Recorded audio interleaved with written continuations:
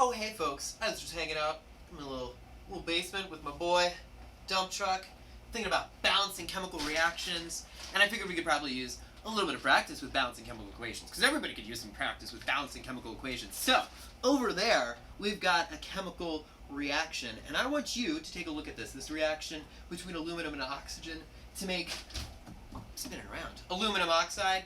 Is that chemical equation balanced? Take a second and think about it. Is that chemical equation balanced?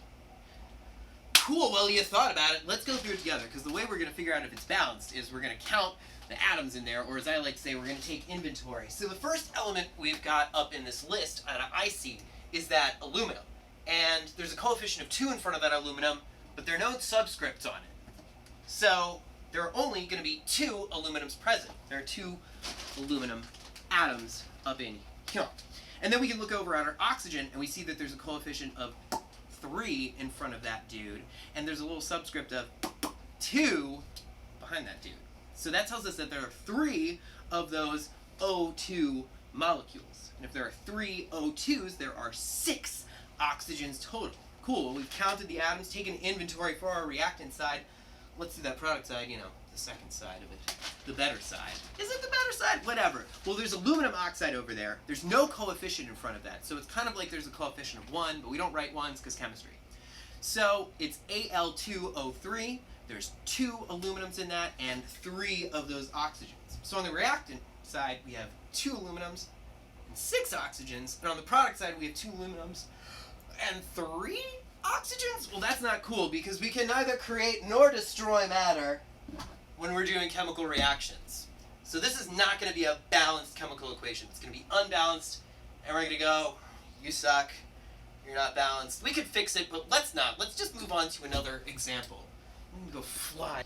Oh hey, so for this second reaction, we've got N2H4 hydrazine, very cool, used to be a rocket fuel, like in this reaction, burning in the presence of oxygen, O2, to give us the products nitrogen dioxide, NO2, and water, H2O.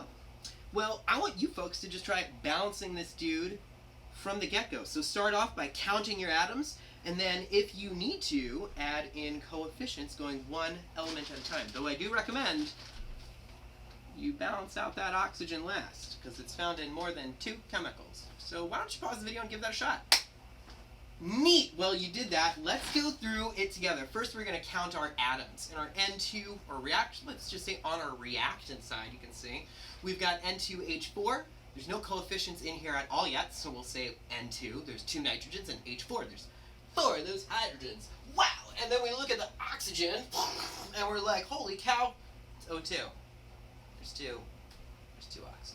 It's not really holy cow. And then we look at the product side, and we're like, okay, well, what's going over there? We've got NO2, so nitrogen and 2 oxygens. Boop, boop. And we've also got H2O, so 2 hydrogens and 1 more oxygen. So now we've got a total of 3 oxygens on our product side. None of this is balanced right now, but we can fix that. We can fix that pretty easily. First of all, let's go through the list one at a time, and I'll deal with that oxygen last. If I'm going to look at my nitrogen first, I'm going to say, we've got 2 nitrogens on that product side, and only 1 on this reactant side. And as he edited the footage, he realized he had mixed up reactants and products, and he felt like a fool. Let's add a coefficient of 2 to the chemical with nitrogen on our product side. Well, yes, thank you. Fire that puppy in there. Now we've got 2 NO2s. So that's going to give us 2 nitrogens, and it's going to increase the amount of oxygen we have in total. So now we've got what? What is that? That's 5? Because 2 NO2s? That's 4 oxygens there, and then 1 in that H2O. That's 5 oxygens total. Great! Well, now our nitrogen's balanced out, so let's look at our hydrogen. We've got 4 on that reactant side, and we've only got 2 on this product side. So we're going to want to slap a coefficient of 2 on that H2O, and then, oh yeah, our hydrogen's going to be balanced, because we'll have 2 of those H2Os, 2 times 2 for that hydrogen, so 4. So we've got 4 hydrogens on the product side, 4 hydrogens on the reactant side. We want to look at the oxygen last, because what did increasing our coefficient on that H2O do to water? On our product side, we've now got 6 oxygen atoms. 4 of them are coming from that 2NO2, and 2 of them are coming from our 2H2O.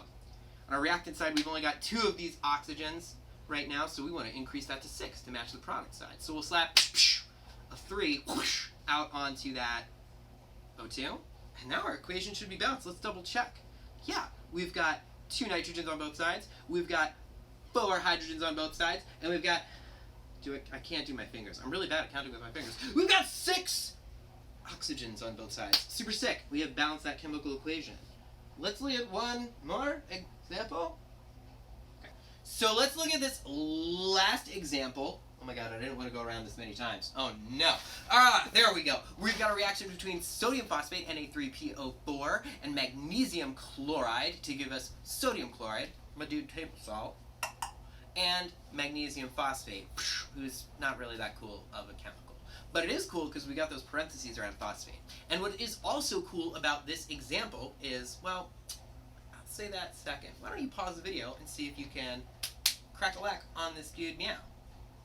Well, you paused it. Let me give you one more hint, and I'll ask you to pause it again. Because if you were shook by that PO4, one thing you can do with our friends, the polyatomic ions, as long as they appear the same way on both sides of our equation, we can kind of just treat them the same way we treat any other element. Because it hasn't changed. It's still PO4 on both sides. So I'll just count PO4 like it was a regular dude element. So, pause the video one more time if you were a little shook. Try it again. Okay, sick. You tried it out. Let's start and go through this as always. We've got 3 sodiums on that reactant side. We've got 1 PO4. There's only 1 phosphate ion out on the table.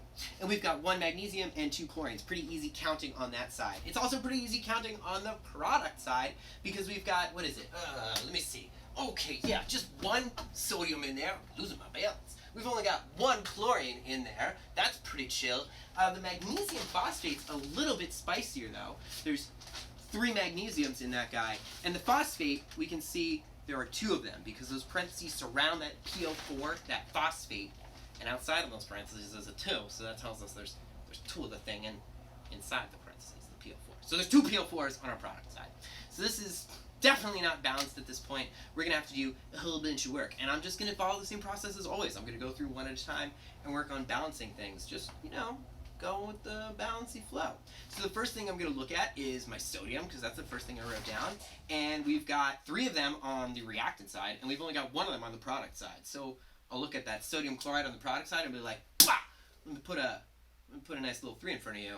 Now I've got 3 sodiums and 3 chlorines on the product side. Let's update our tally. And that makes sodium balanced, silly. And I'll say, great, let's move on to phosphate. And I'll look at my phosphate and I'll be like, okay, well there's 1 of them on that reactant side and 2 of them on this product side. So I'm going to need to put a 2 in front of the sodium phosphate on the reactant side. Now you might be like, dude, that's going to totally mess up our balance on the sodium that we just balanced out. And I'd be like, yeah, you're right. But whatever. This is the process that I guarantee will work on 90% of balancing equations, so let's follow through with it. We're going to slap a 2 in front of that sodium phosphate. Get in there. Get in there. I know. Get in. And that's going to update our balance of chemicals. So now we've got, what is that? 2 phosphates on both sides. That's good. But now our sodium's unbalanced. We've got 6 of those sodiums on that reactant side now. Well, let's just keep going. Like I said, we're just going to keep going. We're just going to keep on going. We're going to move on to that magnesium. We're going to be like, all right, well, there's 2 magnesiums. Sorry, there's 1 magnesium on that reactant side, and there are 3 of them over here. We need to have 3 on both sides. We'll slap a 3 in front of that magnesium on the reactant side. 3 of those magnesium chlorides, and that will update our balance of magnesium and chlorine. We'll be like, okay, on the reactant side now there's 3 of these magnesiums, and by putting that 3 in front of MgCl2, there are 2 chlorines for each magnesium chloride, and by having 3 of those, we'll have 3 times 2, or 6 chlorines. Well, I think everything's going to work out just fine right now, because last up on my list of balance is chlorine. I can see there's 6 chlorines on the reactant side now, and there's only 3 on the product side. So I'll look at that chemical on the product side. I see a squeaky machine inside my house. Shut up, squeaky machine. I don't think it's going to listen to me. Okay, it's shutting up. Maybe that's just a really aggressive mouse. Anyway, like I was saying, we're balancing out our chlorine, and there are 6 on that reactant side, and there are only 3 on this here product side. We want to have 6 on both sides, so we'll change the 3 that we put in front of that NaCl to a 6. And that's going to go ahead and balance out both the sodium and the chlorine. Now we've got 6 of them on both sides. We've got 2 phosphoruses on both sides. We got 3 magnesiums, and we got 6 chlorines. Everything's nice and balanced and right. And I can go upside down now and sleep like a bat. And you can enjoy knowing about balanced chemical equations. Maybe I'll just do a Spider-Man. Is this a Spider-Man move? Am I doing a Spider-Man? Bye! Bye-bye!